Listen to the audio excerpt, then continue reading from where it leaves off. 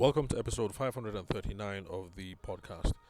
Before we continue, I'd like to apologize because today is one of those out and about episodes. So you're going to hear some families in the background, some music over the radio, and people passing by, festivities, and all that. But not to worry, soon the holidays are going to be over as it's the 28th of December, as at the date of this episode. And so pretty soon we'll be in the new year and all this fun stuff will be gone. And we're going to have the quiet airwaves to ourselves so that we can continue learning about business development and personal development and all that good stuff that we talk about over here on the podcast. So today we're going to be talking about demand generation. And yes, it's the same topic that we've been discussing over here for the past week or so. So, in the earlier episodes, if this happens to be your first time of listening to the podcast, if you skip back, that's after you're done with this episode. If you skip back some 4, 5, 6 episodes, you're going to be able to find out in more detail what demand generation is and how we got into fleshing out this interesting topic.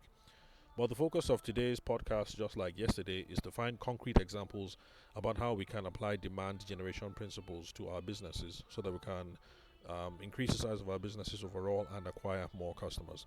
So yesterday we looked at how and if WhatsApp can be a tool for demand generation. And so today we're going to pose the question whether Google My Business can be a source of demand generation. Now my answer, can Google My Business be a source of demand generation, or rather a tool of demand generation? And my answer is a qualified maybe. The reason why I have to say maybe is because I'm not a demand generation specialist. I'm actually a personal sales specialist, and those that covers context where people are having one-on-one conversations in a commercial context, in a business context. So it's one-on-one conversations. So all this mass stuff like advertising, public relations, demand generations, inbound marketing, all that jazz. I'm not a specialist on those sorts of things. However, for those of us who are interested in personal selling as a tool to move our businesses forward, we get to learn lots of interesting stuff that we can now parlay back into demand generation, into advertising, marketing, public relations, on and on. So it's a useful skill set to have. Anyway, so back to the question: can Google My Business be a source of demand generation? And my answer is maybe. Because demand generation is about creating interest and awareness for your product or your service. For those of you who've been listening for the past couple of days, I'm sure that's been drummed into your brain already. And that's part of my goal when I make these episodes, so that certain key things can be drummed into your brain so that you never forget and you don't have to refer to your notes all the time when it comes to strategy sessions in your business or when it comes to executing. So demand generation is about creating interest and awareness for your product or your service. And can we do so on Google My Business? Possibly, because using Google My Business involves either creating your Google My Business page or claiming the Google My Business page.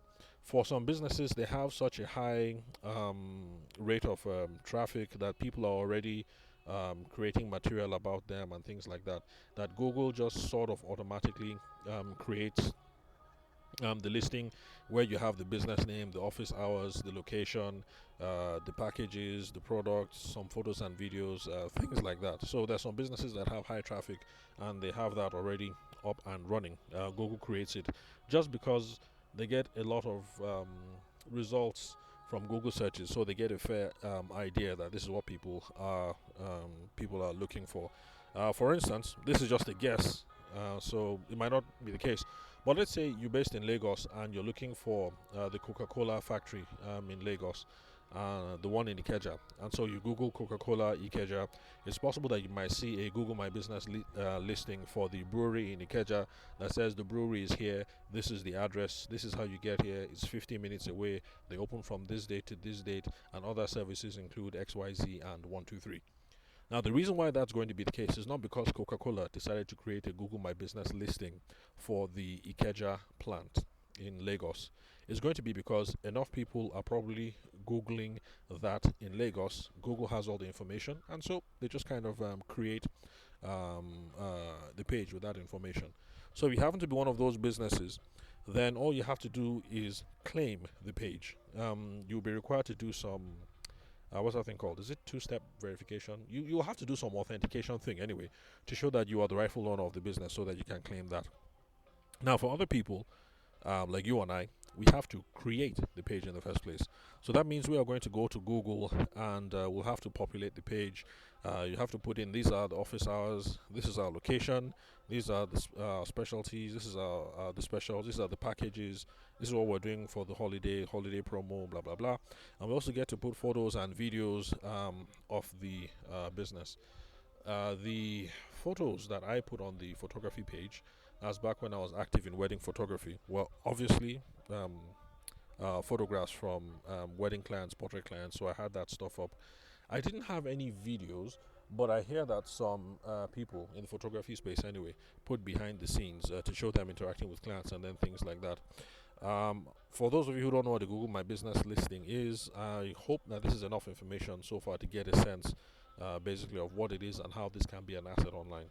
Because imagine if you're a wedding photographer or you are a Coca-Cola distribution retail business in Lagos or Abuja or whatever. You would like that if people are hitting Google and you happen to come up in the search, it's an added advantage that they have all this information here: who you are, what you do, where your office is, where your storefront is, if you have any promos going on, your phone number and email, so they can get in touch with you. Let's see what else, and then photos and videos showing how you guys conduct business, show your finished product, and then stuff like that. So it's a useful thing to have. Just think of it as a billboard, but not a billboard that exists in real life, but a billboard that exists on the internet. And so that's what a Google My Business listing is. So some of us will have to go and create the page in the first place, since we can't claim what is already there. Now, is this creating interest and generating awareness? Maybe, because we're putting up a whole lot of stuff and we're waiting to see who responds, and we're hoping that people will have a look at it, but then we don't have any deliberate targeting going here, because we're just putting up stuff, leaving it out there in the universe, and then seeing who responds. While demand generation is usually much more targeted. You know who it is that you're going after, you know where they hang out, you're creating content specifically for that place, and you're kind of chasing them down with your content. But this one is just kind of putting content out there into the universe. So maybe in that sense, I guess it's not demand generation. However, the lack of targeting, or rather the lack of deliberate targeting, not confuse you. Having a Google My Business page is better than doing absolutely nothing. Because, like with the wedding photography business, while I was still active in the space, at the very least, if people Googled my name or the business, all these details would have been there. And there were some people in the past who called up to just figure out, are you in the studio? I want to come through. The reason why that was possible is because all the information was already out there and available on the internet. You would do the search and then it would come up. You will see this is the name of the business. They open from 8 a.m. to this p.m. This is the location. It's a studio. There are no physical products. Valentine package going on. Photos of the business. Okay, you now get to see all the photographs and the headshots and the portraits and the weddings. And if I had put up some videos of behind the scenes, maybe they would have seen me interacting with customers, or maybe customer reviews or something like that. So it would be that's some pretty good information for people to have at their fingertips when they Google your business or they Google your service. So whether it's demand generation or not, it is better than doing nothing. And there are some people that have used this to some good effects. So rather good results, because you guys will remember from previous episodes I spoke about Serafina, who was a student at the Evolve Africa Business Incubator session that we had in November of 2022, where I handled the sales training sessions. And so she is one of those people who was using WhatsApp groups for business and also Google My Business, and that was kind of the foundation that she had, not just her but other participants had, for their demand generation side, for demand generation for their business. So as you can see, this is not very theoretical. We're talking in very practical terms about how you can use some of these things. And for those of us who are Nigerians, you can see from the examples that I've given, not just of Serafina today, but other people who were in that class as well. That's if you've listened to the previous episodes. We're now seeing how people use these things practically to move their business forward. So whether Google My Business is good for demand generation or not, you should either create your Google My Business page or claim the page if you already have a high volume of search out there that is geared towards your business. At the very least, if people are already searching and stuff like that, claim the page so at least you can control the narrative and make sure that you look all nice and professional and pretty on the internet. Now, there are other benefits of going forward with the Google My Business page, because once you create the Google My Business page, Google starts sending you some emails where they show you the number of visitors that come to the page, where the visitors came from. Okay, I can't remember if sex is part of it, whether it's male or female. Then you also get data like the search keywords that lead to your customers, and this kind of information is really valuable when it comes to planning the rest of your marketing and advertising and things like that. So these are the benefits of creating a Google My Business page, whether they are good for demand generation or not. The information that your people need to make a decision is going to be right at their fingertips, with information about you, your business, the physical location, the products that you offer, and so they can see firsthand in photos and videos what it's going to be like to do business with you guys. And then the other benefits that you get is going to be around the data of the visitors to your pages, search keywords that lead to your business, and etc., etc.